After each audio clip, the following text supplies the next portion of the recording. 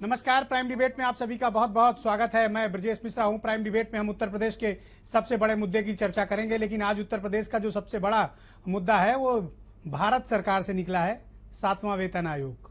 7वें वेतन आयोग को लेकर जो उत्तर प्रदेश और बाकी देश में राजकीय कर्मचारियों को उम्मीदें थी, उस उम्मीदों पे थोड़ा सा कुठाराघात हुआ है। और जितनी एक्सपेक्ट की जा रही थी कि जितनी हाइक इस 7वें वेतन आयोग से मिलेगी, दरअसल उतनी नहीं मिली, क्योंकि 6वें वेतन आयोग में की जो सिफारिशें थी वो बहुत लुक्रेटिव थी और ये माना गया था कि वो वन ऑफ द बेस्ट जो सर्विस पे है वो मिल रही है। लेकिन 7वें वेतन आयोग में बहुत कुछ उम्मीदें जो थी राजकीय कर्मचारियों को वो पूरी नहीं हुई हैं। हालांकि 7वें वेतन आयोग जब लागू हुआ है तो 16% जो बेसिक वेतन है उसमें वृद्धि की गई है, जो भत्ते हैं उसमें 63% की वृद्धि की गई है, और जो मिनिमम वेतन है वो 18,000 रुपये रखा गया है, और जो अधिकतम वेतन है कैबिनेट सेक्रेटरी भारत सरकार और इसके अलावा रेलवे बोर्ड के चेयरमैन और तीनों सेनाध्यक्षों को वो तकरीबन 2.5 लाख रुपए के आसपास कुल सैलरी बैठेगी। लेकिन जो उम्मीद की जा रही थी उस उम्मीद में 7वां वेतन आयोग उतना एक्सपेक्ट जितना किया जा रहा था उतना खरा नहीं उतरा। तो क्या ये 7वां वेतन आयोग भारत सरकार और यूपी सरकार पर बोझ बढ़ाएगा, या फिर ये कर्मचारियों की उम्मीद पर खरा उतरा है, और या कर्मचारी इस आयोग से निराश हैं? 1 जनवरी 2016 से आयोग की सिफारिशें लागू होने की उम्मीद की जा रही हैं।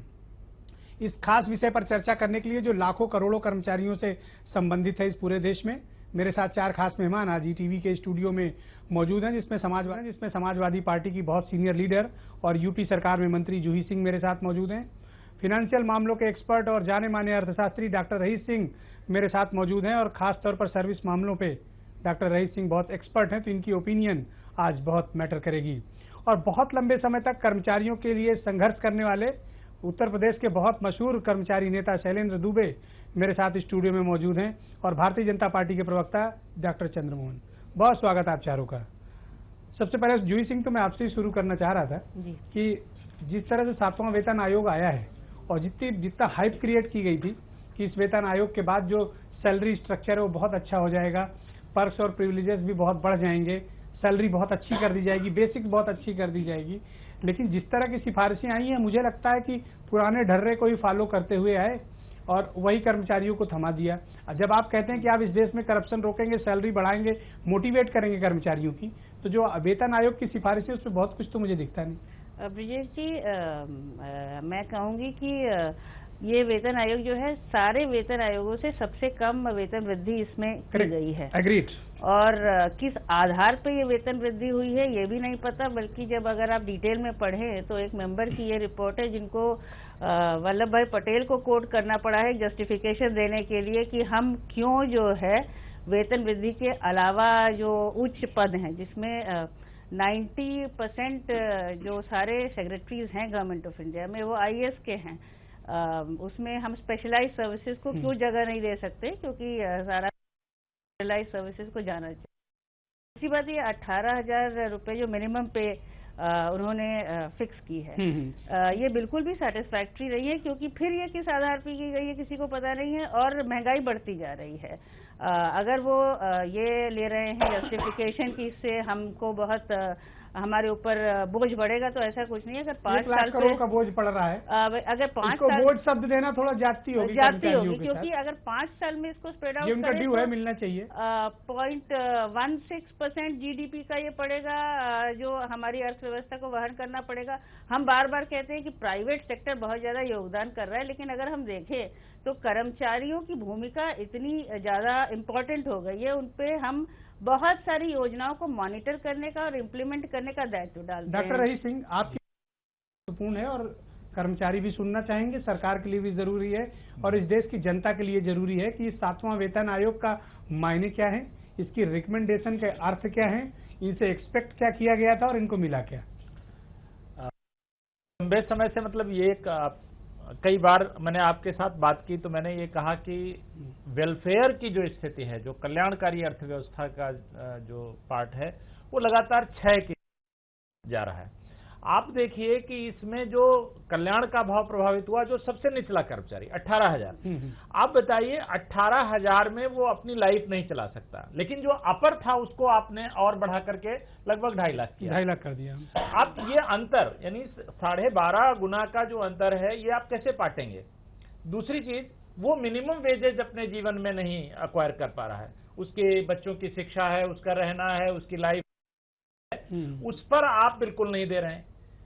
और जो वृद्धि की है नहीं बड़े होशियारी से, जो बेसिक स्केल पे वृद्धि की है वो 16%। आप वो जबकि ये होना चाहिए था कि बेसिक आपको बढ़ा देना चाहिए, भत्ते कम कर दीजिए। नहीं तो भत्ते में आप सोचिए, आप 2.5 लाख वाली सैलरी का 24% और आप 18,000 की सैलरी वाले का 24%, मतलब कितना आपने उनके साथ अन्याय किया है। तो जो मॉब में है, जो किंग मेकर्स हैं या किंग हैं, उनका तो आपने सुपर किंग बना दिया, और जो बेचारे नीचे हैं, जो आप पर ही आश्रित हैं कि कोई हमारी सुनेगा, हमारे लिए भी करेगा, आपने उनको वॉश आउट कर दिया पूरी तरह से। तो ये कल्याणकारी अर्थव्यवस्था के जिसका बड़ा प्रोपेगेंडा भी हमारी सरकारों में होता है, ये बड़ा एक दुखद पक्ष है और ये नहीं होना चाहिए था। ओके, शैलेंद्र दुबे, 7वें वेतन आयोग को आप किस तरह से देखते हैं और क्या कर्मचारियों के हित में है, या जो आपने एक्सपेक्ट किया था उतना सरकार ने दिया, या फिर जो डॉक्टर रईस सिंह कह रहे हैं आप सहमत हैं उससे? मैं पूरी तरीके से सहमत हूँ। डॉक्टर रईस सिंह जी जो कह निराशाजनक है, इसमें कर्मचारियों के साथ धोखा हुआ है, और इस धोखे की अनुभूति, उसकी भनक हम लोगों को तभी मिल गई थी जब मौजूदा केंद्र सरकार ने वेतन आयोग को यह कह दिया था कि न अंतरिम सहायता की घोषणा की जाए, न 50% किया जाए।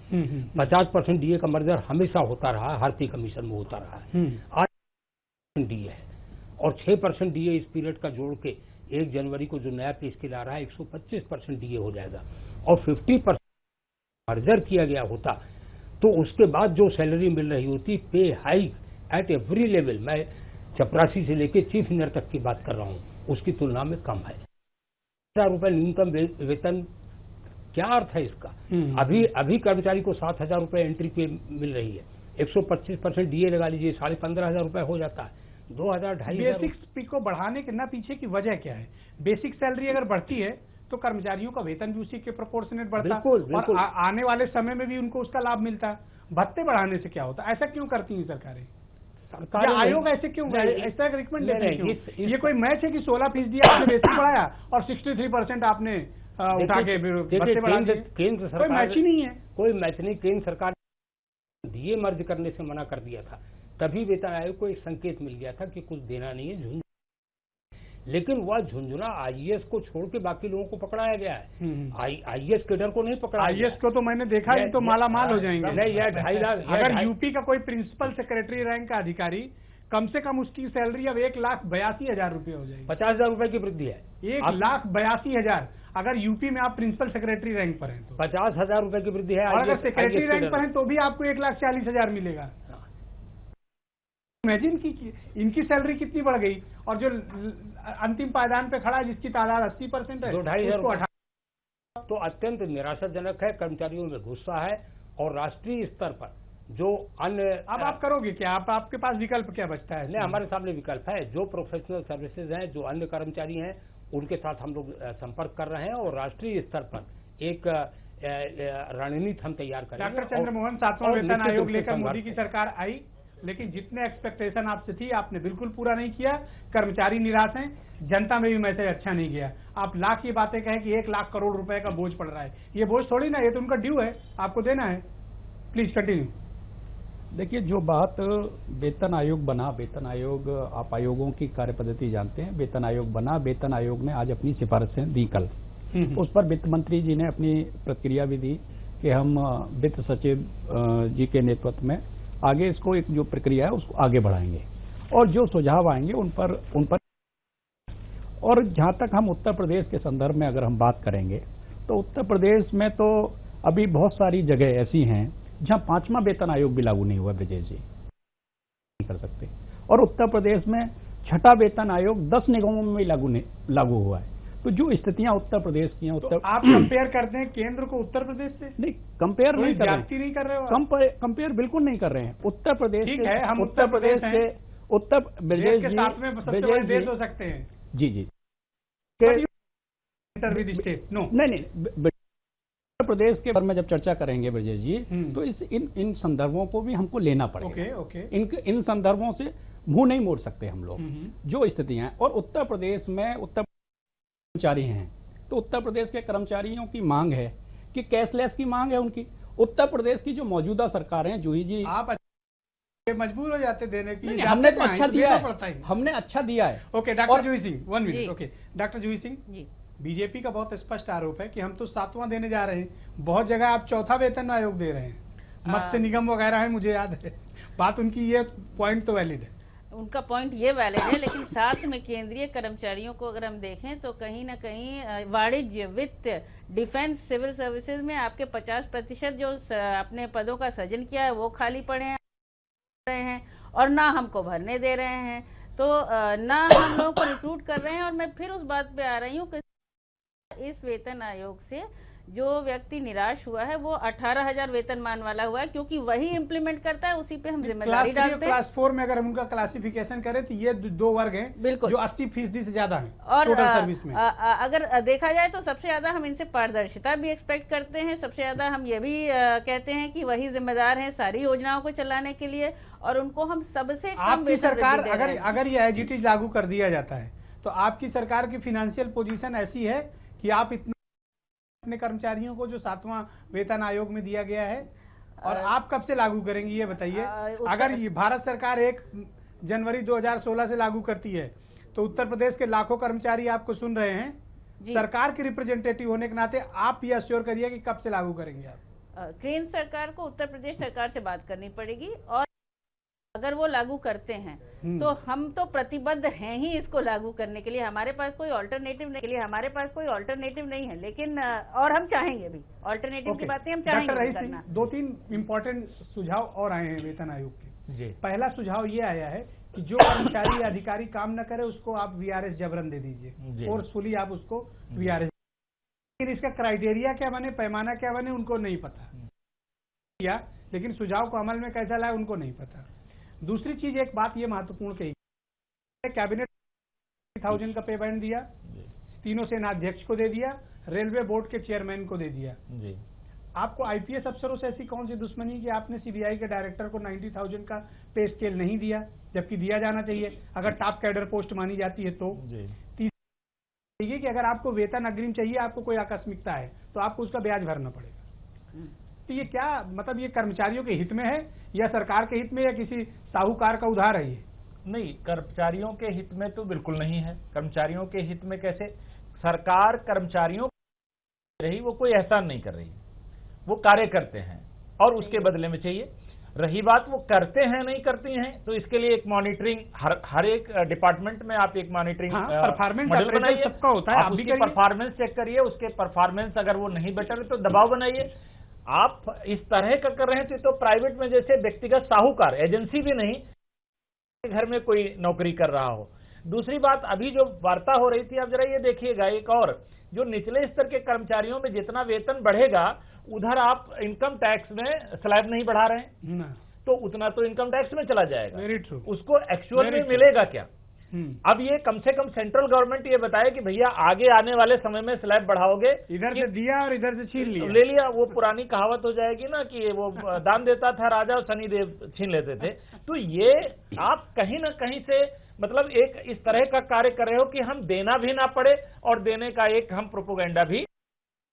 तीसरी, जैसे सेना में बैठे, या आप देखिए, मैंने पहले भी कहा, इन्होंने बढ़ाया है, सबॉर्डिनेट्स का नहीं बढ़ाया, यानी जो मेन भूमिका में नहीं है, जो पॉलिसी बनाने में नहीं है, उनका वेतन नहीं, पॉलिसी मेकर्स हैं उनके सबके वेतन हाई। तो आप, इसका मतलब है ना आप जस्टिसएबल हैं और ना ही आप वेलफेयर उससे प्रभावित हैं। तो ये नितांत बड़ी गंभीर बात इसमें कही गई कि अगर आपका काम ठीक नहीं आया तो आपको VRS देकर जबरन 20 साल बाद घर भेज दिया जाएगा। इसमें तो अगर मान लीजिए कि मैं शासन हूं और शैलेंद्र दुबे मेरे कर्मचारी हैं, तो मेरा जब मर्जी आएगा मैं शैलेंद्र दुबे को बाहर कर दूंगा। देखिए, ये सब मनमानापन तो नहीं चलेगा।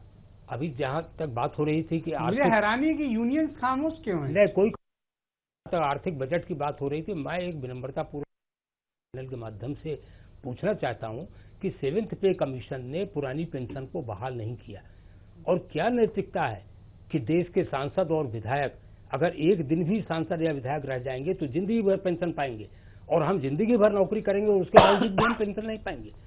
तो कर्मचारी चुप नहीं है।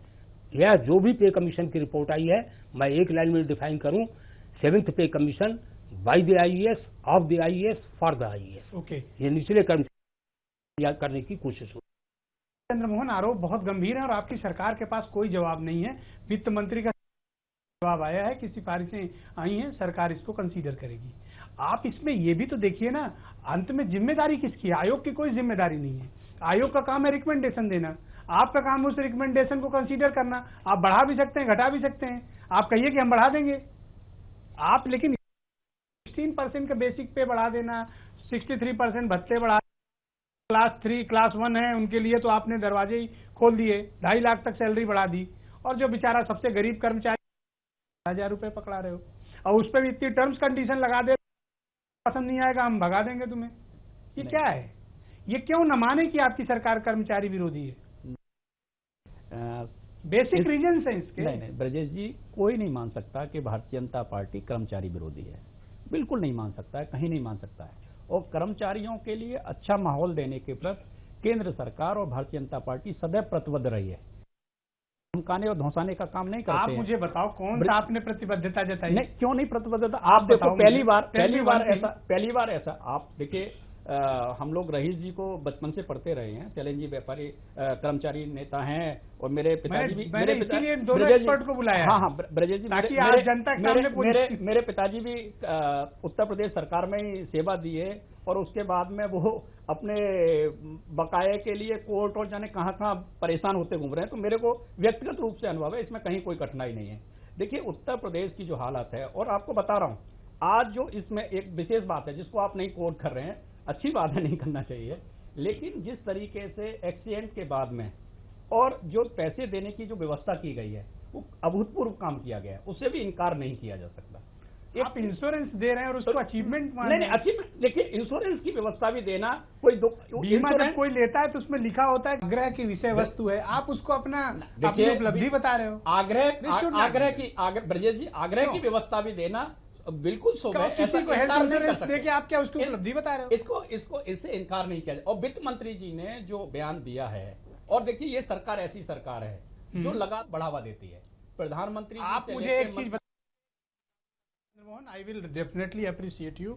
मुझे ये बता दो कि ये रिकमेंडेशन अगर आप 100% मानेंगे तो कोई कर्मचारी तो आपसे खुश है नहीं। आप ये बता दो कि आप 16 से बढ़ा के 32% बेसिक कर दोगे, मैं खुश हो जाऊंगा, आपके लिए ताली भी बजाऊंगा, आपकी सराहना कर दूंगा, और जो पैनल पे बैठे लोग इनसे भी रिक्वेस्ट करूंगा कि आपकी सराहना करें। ना मेरी सराहना मत कीजिए, आपकी सरकार की मेरी सराहना मत कीजिए। अगर आप कर्मचारियों को पैसा बढ़ाने को तैयार हो तो मैं आपकी ओपन सराहना करने को अभी तैयार हूं। मेरी सराहना के जो विषय हैं उन पर मेरी सराहना कीजिए, मैं सराहना के इच्छुक रहूंगा, आपकी स्वेच्छाओं का इच्छुक रहूंगा। लेकिन भारतीय जनता पार्टी जो भी सुझाव आएंगे उन सुझावों को केंद्र सरकार कंसीडर करेगी, और कहीं पर भी संवादहीनता नहीं है, और हम कोई तथ्यों को तोड़ मरोड़ नहीं देंगे। उत्तर प्रदेश जैसा नहीं करेंगे कि जो लोग सचिवालय में बैठे हैं उनको विशेष वेतनमान दिया जाएगा, और जो गांव में काम कर रहे हैं उनको अलग वेतनमान दिया जाएगा। ये नहीं हम करेंगे। आपका एजेंडा पॉलिटिकल है। नहीं, अब देखिए, मैं पॉलिटिकल पार्टी का प्रतिनिधि हूँ, मैं बड़ी बड़ी बातें नहीं करूंगा, मैं बड़ी बड़ी बातें नहीं करूंगा।